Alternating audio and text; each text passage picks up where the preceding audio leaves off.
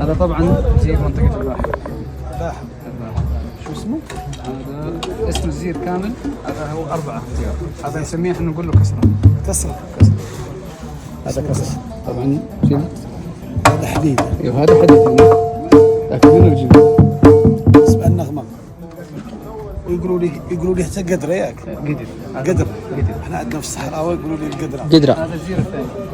هذا برضه قدر حديدة حقته. هذا بتاع بوطة وبتاع السيارة هذا. لا قدر. وهذا هنا هذا اسمه كسر، هذا اسمه مثلوث. هذا تاع الجمل، جلد تاع الجمل ولا تاع البقر؟ كله جمل. لكن هذا نحط احيانا البقر.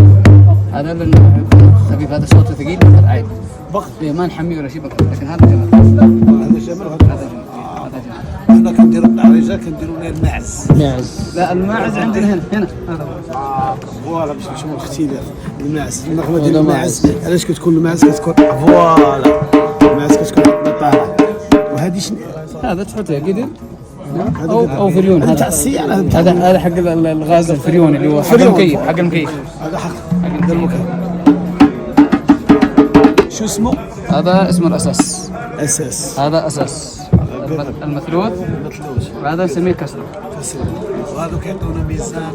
يا سلام شكرا الله يعطيك العافيه. هذا اش تسميوه انتم؟ هذا الطار. طار. هنا نقولوا ليه الطاره او البندير. لا طار.